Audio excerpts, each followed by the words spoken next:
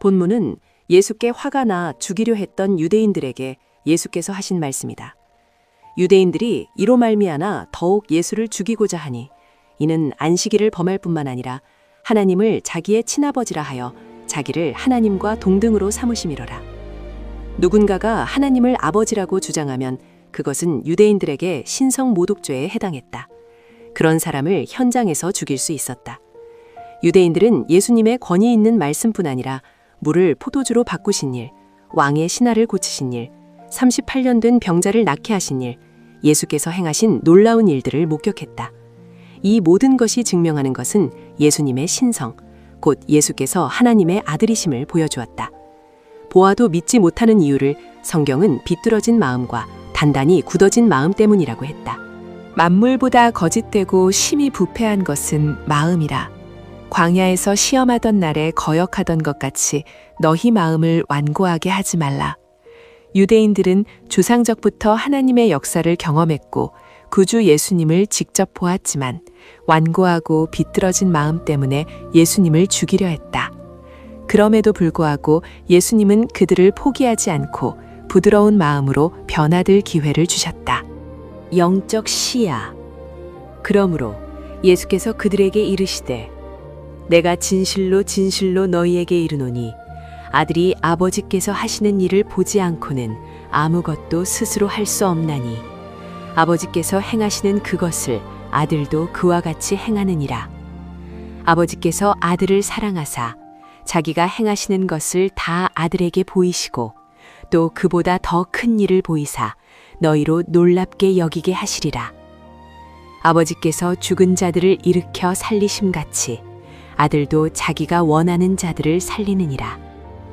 사람이 볼 수 있는 가장 놀라운 일 중 하나는 죽었던 사람이 살아나는 것이다.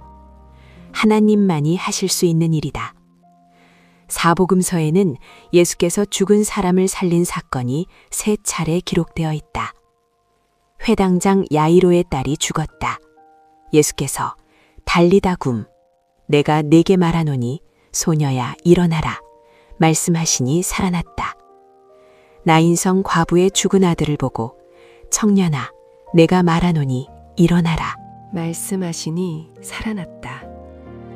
죽어 장사 지낸 나사로 무덤 앞에서 말씀하셨다.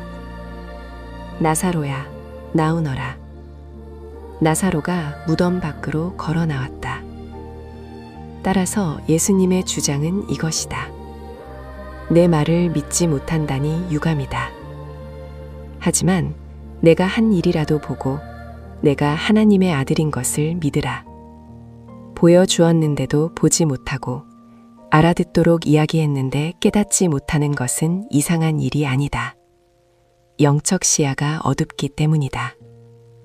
한 청년이 가로등 없는 밤길을 걷고 있었다. 성능 좋은 플래시라이트를 비추었지만 앞이 깜깜했다. 길이 보이지 않았다. 시력을 완전히 잃은 사람이었기 때문이다. 시력이 없는 사람에게 성능 좋은 플래시라이트는 무용지물이다. 태양빛에 세상이 환해도 그는 여전히 깜깜하다. 앞을 볼 수 있는 길은 시력이 회복되어 시야가 열리는 것이다.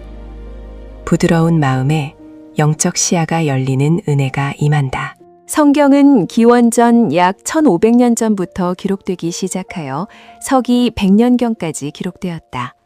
1600여 년에 걸쳐 40여 명의 사람들을 통하여 하나님의 말씀이 오류 없이 기록되었다. 언어와 시대와 문화가 달랐지만 성경은 일관되게 하나님, 하나님의 나라, 예수 그리스도를 통한 구원에 대해 말씀한다.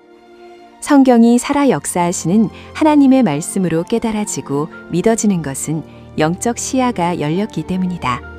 구약 성경과 신약 성경이 초점을 맞추는 예수 그리스도, 하나님의 아들이면서 완전한 인간으로 이 땅에 사신 예수 그리스도. 그분은 나의 죄를 대신하였다. 내 몫에 하나님의 심판을 자신이 받으셨다. 그래서 십자가에 달려 죽으신 예수 그리스도. 장사 지낸 지 사흘 만에 다시 사신 사실이 믿어지는 이유는 영적 시야가 열렸기 때문이다. 진실로 진실로 너희에게 이르노니 죽은 자들이 하나님의 아들의 음성을 들을 때가 오나니 곧 이때라. 듣는 자는 살아나리라.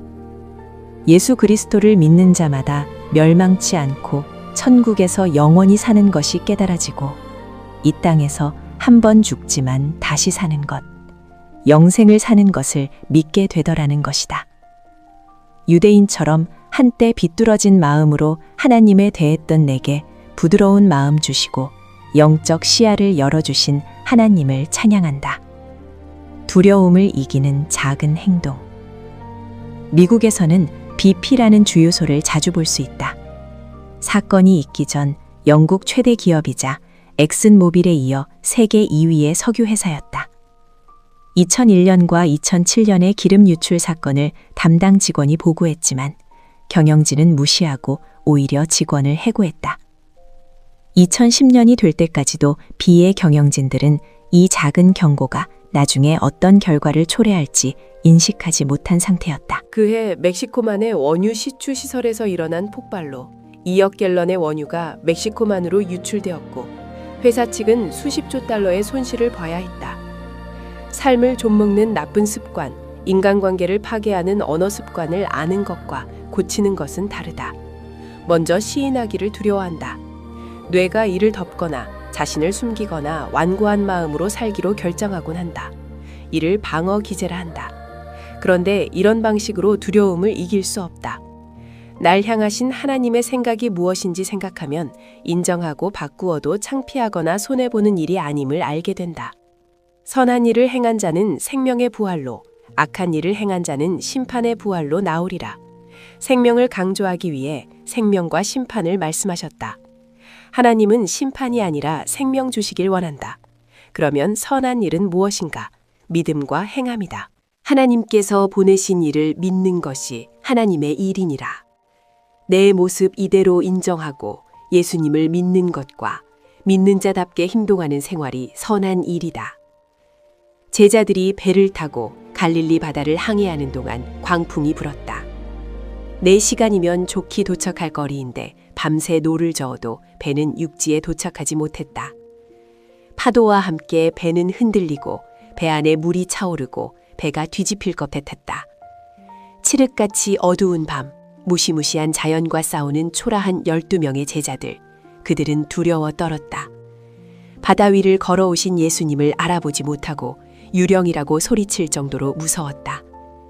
예수께서 즉시 이르시되 안심하라, 나니 두려워하지 말라. 예수께서 바다도 다스리시는 하나님의 아들인 것을 베드로는 믿었다. 여전히 광풍이 불고 파도가 있는 바다 위로 베드로를 부르셨다. 예수님이 바다를 걷는 것은 하나님의 아들이기 때문에 가능했지만 베드로에게는 얼마나 비상식적, 비과학적이었는가. 베드로는 믿는 사람답게 행동했다.